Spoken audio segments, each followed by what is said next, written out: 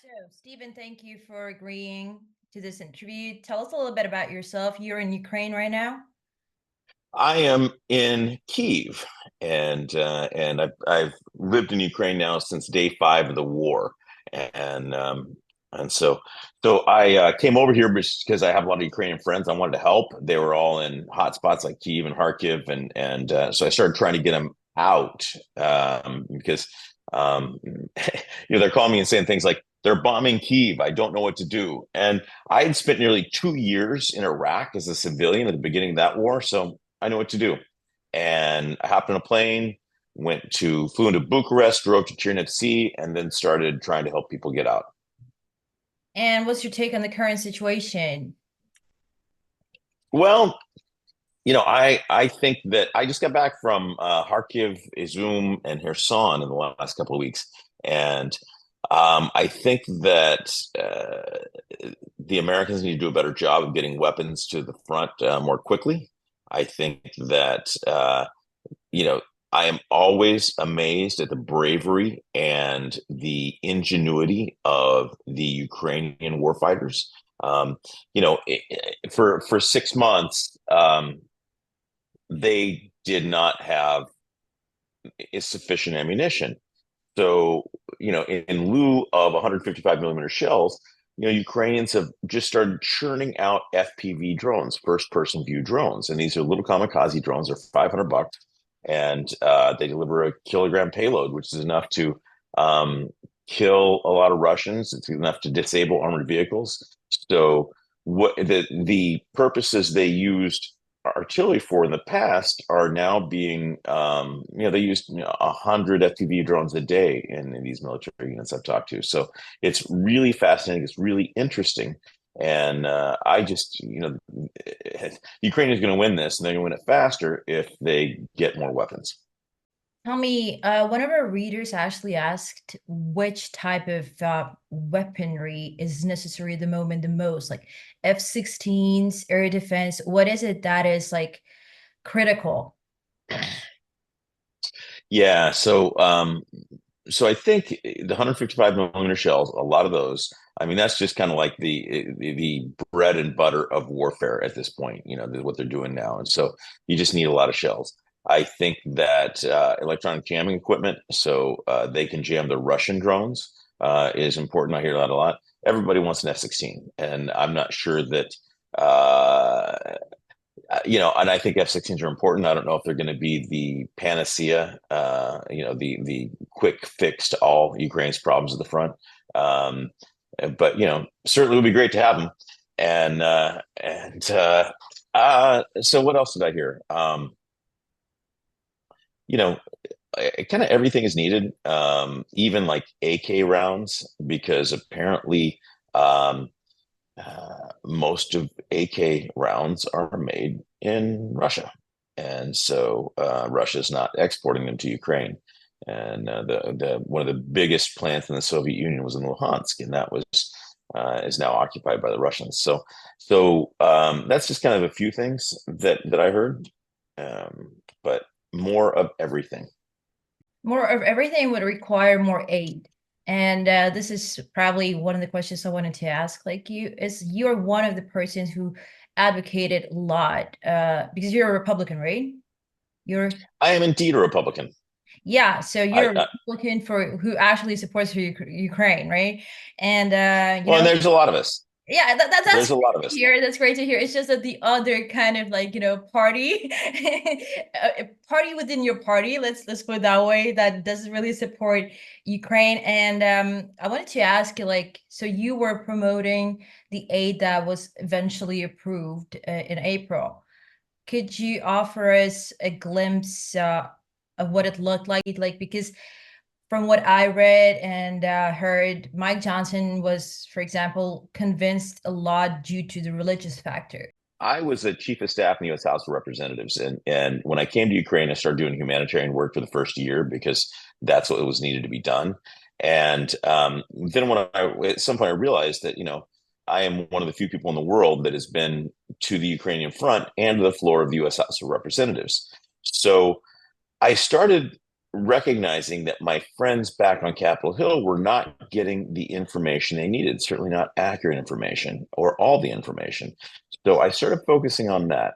And in December 2022, two things happened. One, Tucker Carlson started saying that Zelensky was persecuting Christians, and which is utter nonsense. And then I live here. It's not happening, and we can go into that if you'd like. But the other thing that happened was I met Victor Chernyavsky, and Victor was sharing a co-working space with me in December 2022, and he just came up to me and said, "Hi, I'm Victor. I'm an evangelical Christian." And that's my experience of evangelical Christians in Ukraine. They're really evangelical. Even the most devout people in the United States are not as forward about their faith as to use it in the first 30 seconds of a conversation. So then Victor went on to tell me that he was a pastor in Luhansk, and he was getting families out of occupied Luhansk in 2014. And one day, when he had a group that included a pregnant woman and a newborn infant, the Russians pulled him over, took him out of his car, and took him to the basement. And I know you know what this means, but for your readers who may not, this is a euphemism for being tortured. And so Victor was tortured for 25 days, including one day when the Russians were torturing him with an electrical taser, the kind you might use for self-defense. And there was a Russian Orthodox priest standing over him while he was being tortured, trying to cast demons out of him for being an evangelical Christian. Yes, and I see the look in your eyes, and I mean, that's and like, I've heard a lot of stories, but this is something new.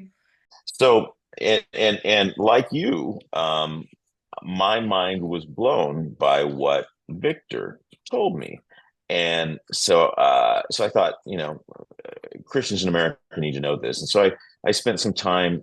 We got Victor in some stories in early 2023. But then it was when I recognized that the Republicans were going to have a real obstructionary role in getting the next aid bill passed that I got very serious. We mounted a campaign. I've run campaigns all my life, and I worked with a man named Carl Algren. And Carl, he thinks he's retired, but he spends a lot of he just got back. He just left yesterday. He was in Ukraine with us yesterday, and so he's spent 20 some years on Capitol Hill as well. So and Carl runs a lot of campaigns, and then Anna Shvetsova is the third member of our team. Anna is she is now the Ukrainian that knows the most people working in Congress. And because Carl, and I went to 100 congressional offices to tell Victor's story and the story of people like him. And so we actually did a survey last September. And in our survey, we found that one, about 60% of Republicans identify as evangelical Christians. Two, when you tell these Republicans who identify as evangelical Christians that Russia is torturing and murdering Ukrainians who worship God like they do, who share their faith, they're being tortured for their faith, that they're much more likely to support aid to Ukraine. So we just started running a campaign, and we ended up in October, we got our first op-ed published. No one cared. Nobody wanted it. A magazine called Providence Magazine, which is a Christian foreign policy magazine, published a piece on this. And then we just worked and worked. We in December, we put up RussiaTorturesChristians.org with the testimonies of people who had escaped the occupied areas of Ukraine, Melitopol, Mariupol, other places, and had survived Russian torture. And when I say people, I mean Christians, I mean pastors. And so we did a digital ad campaign in Speaker Johnson's district and a bunch of others. And we went from nobody caring about this to the week before the vote. We were in Time Magazine, in USA Today. We were in Newsweek twice, Fox Radio, um, and so we feel like we really made a difference, and we've been credited for that because you know there what happened was that the CIA and those intelligence briefings gave Speaker Johnson the intellectual information that he needed to understand why Ukraine is important to America's interest.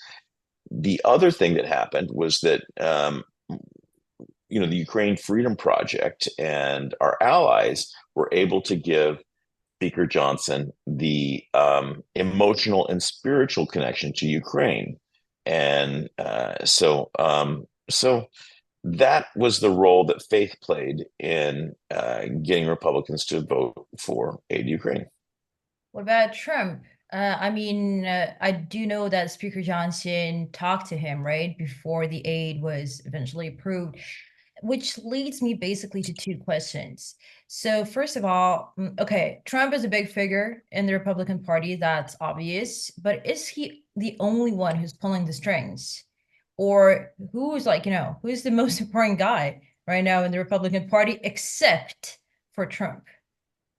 Well, Speaker Johnson certainly, right? If Trump was not the presidential nominee, Speaker Johnson would be, de facto the most powerful Republican in America. Um, Here's what I would say to you about Trump is that, you know, what didn't happen was Trump tweeting something negative about the Ukraine aid bill. Had Trump could have blown this up at any time with a tweet or with a statement, whatever he's doing now. I know he's not on Twitter, but however he communicates Social with that he people now. created for his, Yeah, yeah. yeah, yeah. So however he does these things now, he could have blown it up easily, and he didn't. So here's some of the other things that I've learned is that um, I was a moderator on a panel at the Odessa Black Sea Security Forum, and there were a lot of people from the Heritage Foundation there. There's a lot of other people from the America First circle of people, and I have not spent much time with these folks, and I have not had um, a high opinion of their views of Ukraine. And what I found is that I engaged with them. I sit there and talk to them for a couple hours, and um, one, just by being there, they were gaining new information about Ukraine that made them think differently about Ukrainians as a partner, about Ukrainians' ability to win, about Ukraine as a whole. And then, you know, I've seen so many coincidences in this business since I've been in Ukraine. It's just mind blowing. So I chalk some of these up like to by the grace of God, right? So one of the guys didn't have anything to do on Sunday, and he happened to mention it to me, and I said, "Let me take you to Kherson." And again, my colleague Anna Shvetsova arranged a quick last minute tour of Kherson City. We got within 3 kilometers of the Russians, and his mind was blown.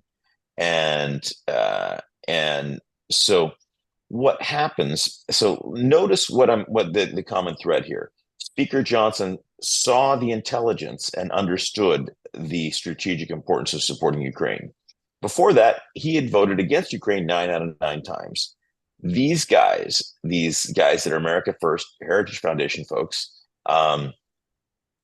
when they're confronted with evidence, when they see with their own eyes what's going on here, they become more favorable to Ukraine. They understand the strategic importance of supporting Ukraine. So the good news is that the people who we're familiar with from the right, who are the most anti-Ukraine, are not they're not dogmatic. They're not incapable of changing their minds. And it's incumbent upon us and the intelligence community and others that know what's going on here in Ukraine to give them the information they need to make good decisions. So perhaps that means that Ukraine's current strategic communication isn't really good. It's not hitting the points that are important for the MAGA crowd or people generally who are not that interested in Ukraine. Because I also have an experience with the MAGA guy, right? And I talked to him and he seems sane. Okay, yeah, he has this America first stuff and so on, and he wants less Washington DC and more kind of like federal level. I'm sorry, no, I mean the level of states to be more important. I get that, but he didn't say that, I hate Ukraine. On the contrary, we had like a good conversation. He still thinks that Europe should be doing more than the US because that's the that's the I common think that thread too. too.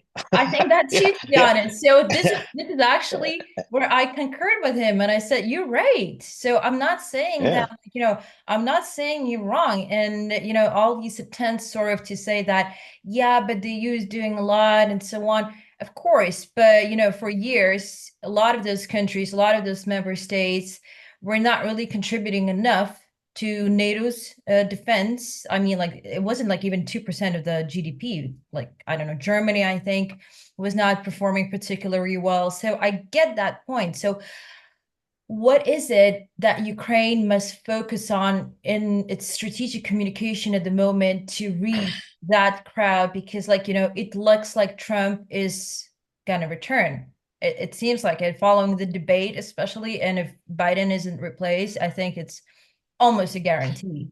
Almost. I mean, do Even you agree with even if Biden is replaced, the Democrats are going to be fractured. They're going to have to introduce someone new to America in 90 days or 120 days or whatever it is. And so it is not.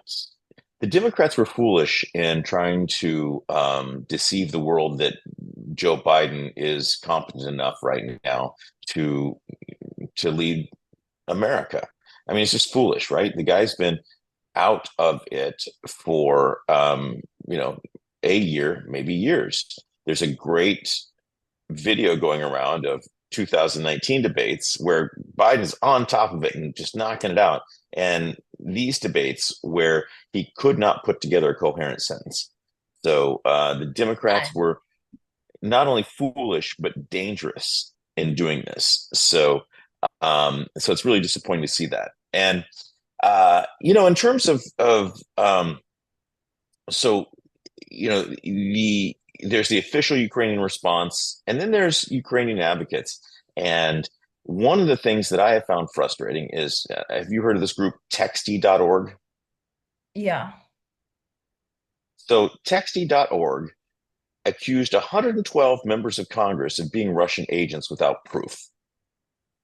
So, one, that makes it very difficult to flip these people from no to yes. And that's actually, before this, it would have been easier because many people voted against Ukraine because their district was against Ukraine. So the people that elected them were against Ukraine.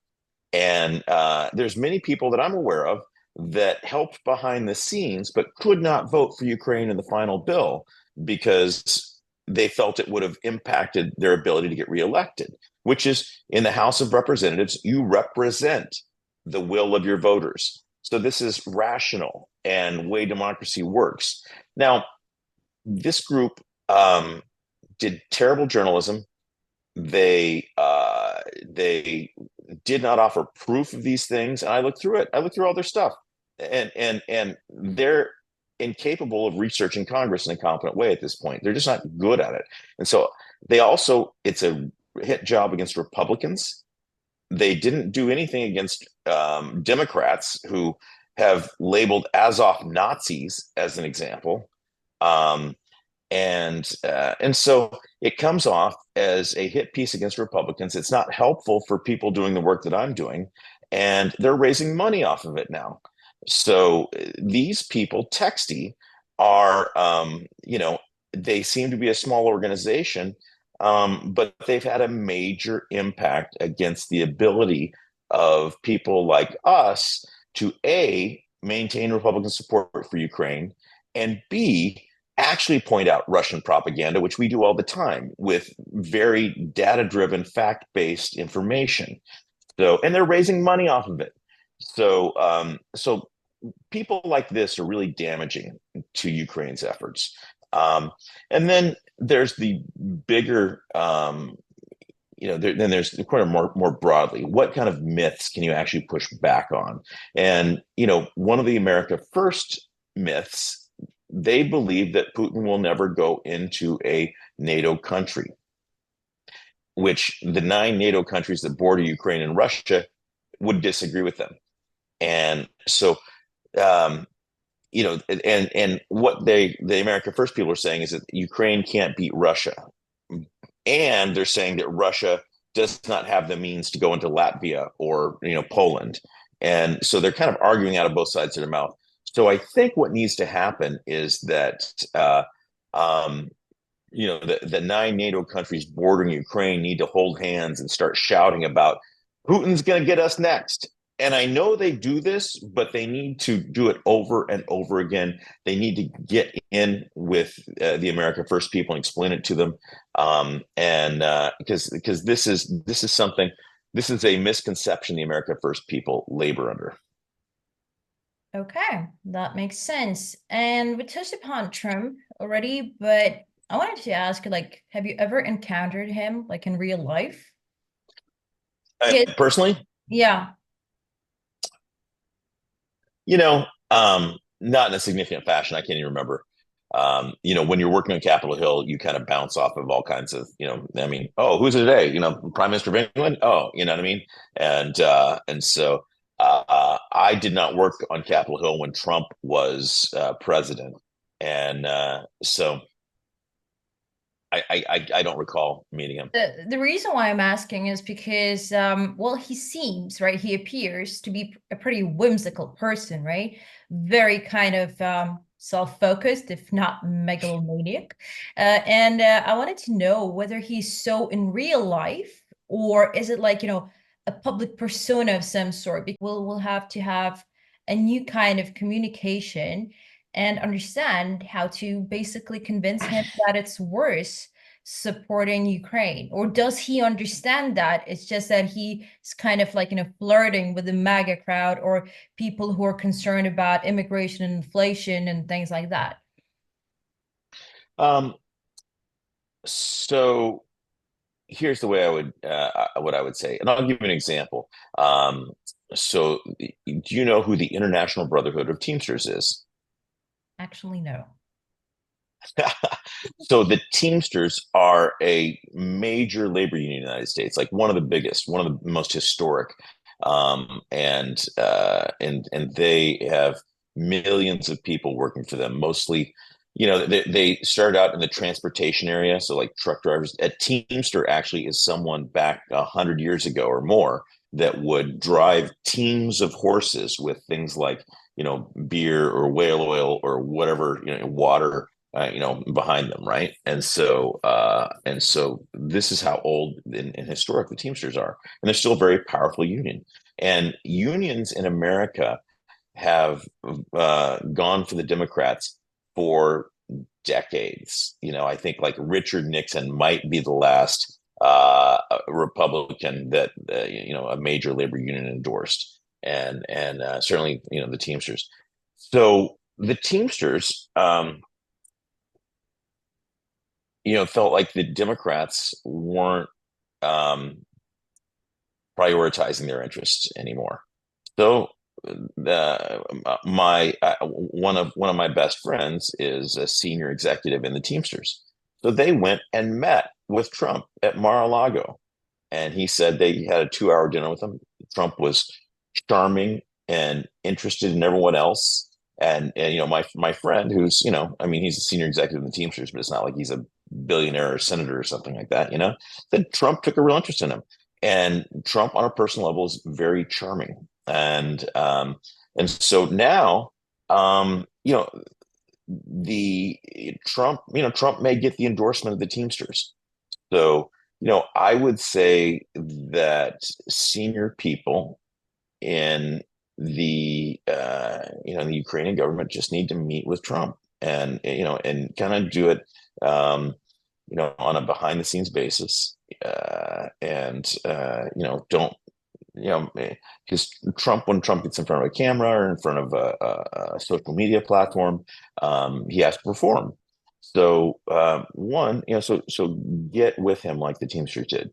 Two, um, the you know what we're doing is we're reaching out to the people who are going to be around Trump, and we're giving them the information they might need to make better decisions. And they are not getting that information. And because there is a lot of Russian propaganda in the United States, the Russians spend between 1.5 and 2.4 billion dollars on on propaganda around the world. So, um, so so they need better information when they come here. They understand. When am when I am able to give them persuasive information for them not being here, it's helpful. But we got to get more people over here that are going to be around Trump. So it's a matter of creating those personal connections with Ukraine, giving them the understanding of what's going on here, because Ukraine is a story of freedom and Americans respond to freedom. And Ukraine is a country that's been trying to throw off the yokes of the Russians for decades or centuries. And they're doing a real good job of it right now. Also, Americans like a winner. And so displaying the degree to which Ukraine is winning is also important. The Russians have been trying to take over Ukraine for 10 years, and they have 17% of their country to show for it. And so that's it. That's how many over 10 years the Russians have lost 500,000 people and gotten 17% of the country. So, that's a message that needs to get out. And okay, let's say that Biden does get reelected, and obviously the man, right, is not really fit at the moment, and it seems like somebody else may be making the decision for him. So who's pulling the strength in the Democrat Party at the moment? For real. Um, yeah, like who's running our country? Now, who's running So the country? Who's making the decisions? Jake Sullivan or certainly Jake Sullivan is running the show here in Ukraine, and Jake Sullivan is a lawyer.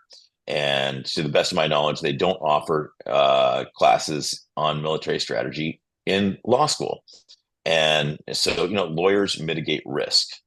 So that's the way that Sullivan is approaching this war. And, I got no problem with what Biden did or Sullivan did or whoever's running the show did in 2022. Thought it was great. They got a lot of weapons here. The Ukrainians took back a lot of territory. Then Jake started slow walking weapons to Ukraine. And if you look in January of 2023, they promised Abrams tanks and 31 of them, and they got to Ukraine in October, 10 months. Like, what is the job of the U.S. Department of Defense if not to get weapons to a war zone quickly? And you could have driven the tanks to Ukraine in 10 months. And so in February, F-16s were a bad idea. In May, they were a good idea, and they're still not here. And you give the Russians a lot of time to build formidable defenses of dragon's teeths and minefields that go on for kilometers and kilometers. So now we're in the situation we are now. And so uh, so you need to find someone to run Biden's foreign policy and foreign military departments, who is not as afraid of the Russians as Jake Sullivan is. So what does he you know, fear most? A nuclear well, strike or something else? yeah. So Putin says I'm going to use nukes, and Jake Sullivan goes home and cries as near as I can tell. And so Yeah, I live in Kyiv. I'm at the top of the nuclear target list, one would assume, somewhere near the top. And here's what keeps me sleeping at night is that China has been very clear with Putin several times in public.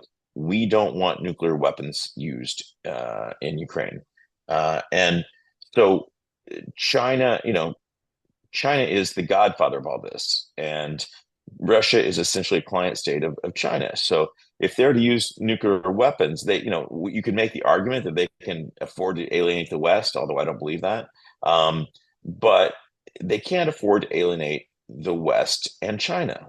And using tactical nuclear weapons gets Russia very little, and it cost them quite a bit. In the same, I mean, I just don't think he's going to launch. I don't think he's going to cause an international, nuclear war, and and this is a classic thing of trying to micromanage a war. This is what happened in Vietnam. So you try to you don't try to win. You try to micromanage the war for strategic objectives that are ultimately meaningless and counterproductive. And that's apparently what Jake Sullivan is trying to do. Right. So one final question, and that is not that long ago, I think it was either Reuters or AFP that broke the news that two advisors have presented a peace plan to Trump, right? According to which Ukraine will get the weaponry, the weapons, the flow will continue, but only if it starts the peace negotiations, while Moscow will be threatened sort of with an escalation unless it takes them seriously. What do you make of it? And it seems like Trump liked it, like in public for the time being. But what do you make of it? Well, I think Trump was. I don't think Trump signaled one way or the other. And what we hear about that meeting came from the people that presented the plan. We presented it. He liked it, and Trump's campaign said anything official will come from us. And so I will point out that in 2014, Poroshenko went to Congress and said, "Please send me weapons. The Russians invaded my country." And Obama, who was where Obama's national security apparatus, of which Jake Sullivan was a prominent member, sent blankets. And then 2017, Trump sent Javelin missiles, which were helpful in Ukraine being able to hold off the Russians when they came in the country. So there's kind of what Trump says and what Trump does. And my point here is all hope is not lost if Trump becomes president. I'm just pointing out the things that are positive. And in terms of this peace plan, so America, and particularly America First, has an Afghanistan and an Iraq hangover. And so what they're trying to do is treat this like if it's Afghanistan and say, okay, we'll just pull out and there'll be no meaningful consequences because this is a country very far away, and it won't impact us, which is not the case, because what America hasn't adjusted their thinking to is that we are in a global war right now, and there's a shooting war in Europe. There's a shooting war in the Middle East. The Chinese have said that in 2027 they're going to invade Taiwan, and my friends in the DoD say that they're adjusting for that, and they're thinking it's going to move more closely. So, other places, Russia is causing trouble in Africa. Um, so, we are in a global war, and the only people acting on that information is our adversaries. And so you can't think of Ukraine, in an isolation, in a vacuum. If Putin says tomorrow, great, all right, let's have a peace treaty. He's already in violation of dozens of peace treaties and ceasefires and all sorts of things, including treaties with the United States. And so no one's made a good argument for me as to why Putin would keep his word in this particular peace treaty. Um, and then second, what we're doing is we're giving him an opportunity to rearm. And third, if China goes into Taiwan or another shooting war erupts somewhere else in the world, Putin's going to say, all right, everyone's distracted, I'm going in.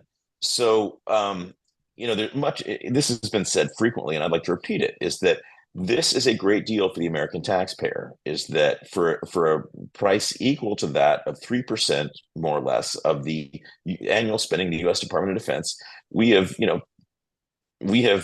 taken a big chunk out of one of our big adversaries' forces. And, 500,000 Russian soldiers have been taken out, 7,000 tanks now. And he is also building more. So he's ramping up his war economy. But, you know, so we're going to, this is a great deal for the US taxpayer, and not one American has in active duty has lost their lives in Ukraine. That's great. And that